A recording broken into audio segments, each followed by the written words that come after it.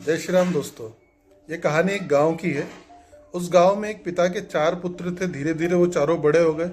इन 4 में से 3 बड़े विद्वान थे। उन्होंने अलग अलग प्रकार की उपाधियां प्राप्त की गुरुकुल से। चौथा थोड़ा इनकी तुलना में कम विद्वान था, तो उसे कोई गुरुकुल से उपाधि तो नहीं मिली, लेकिन लोग कहते थे कि ये चौथा जो है वो बड़ा बुद्धिमान है। माने 3 भाई जो हैं वो उपाधिधारी हैं और एक व्यक्ति मत वाला है, बुद्धिमान है, बड़ा ज्ञानी है।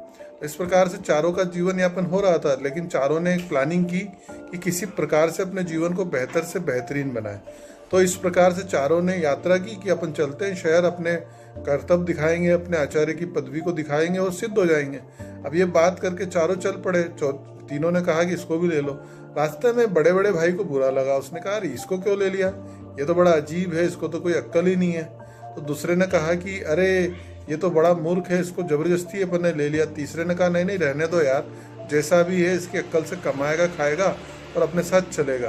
तो ऐसा करके फाइनली चारों भाई जो है साथ चल दिए। वो भी चल दिया चौथा। उसने कहा कि चलो एक भाई ने तो मेरा साथ दिया। तो चारों भाई जंगल की ओर बढ़े। जब घने जंगल पहुंचे तो एक जगह बहुत बड़ा कंकाल यानी हड्डी का ढांचा पड़ा हुआ था। उस ढांचे को देख करके और चारों भाई रुक गए। चारों ने सोचा किस चीज का ढांचा है।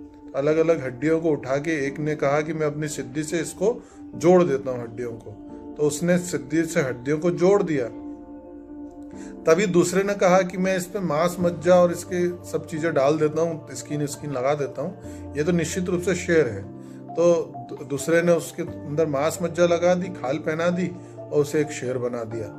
अब तीसरे ने कहा कि मैं अपनी शक्ति से इसके अंदर प्राण डाल दूंगा। तो उस चौथे भाई ने कहा कि भाई ये तो बहुत बड़ा अपराध होगा, क्योंकि ये शेर हम चारों को मार के खा जाएगा। कह रहे मूर्ख, तुझे नहीं पता हमारी सिद्धि कितनी सिद्ध है, हम इससे डरते नहीं है, और तुझे ऐसा लगता है तो जा पेड़ पे चढ़ जा। तो उसने कहा हाँ ठीक है, मैं पेड़ पे चढ़ जाता हूँ। तो चौथा भाई जो है वो दौड़ कर एक पेड़ के ऊपर चढ़ गया और उसने वहां से देखना शुरू किया। जब वो ऊपर से देख रहा था तो तीसरे भाई ने अपनी मंत्र शक्ति को प्रयोग किया और धीरे धीरे उस शेर के अंदर प्राण आने लगे। जैसे ही वो शेर पूरे प्राणों से संपन्न हुआ, वो भूख से बिलबिला रहा था, उसने तीनों भाइयों को फाड़ के खा गया।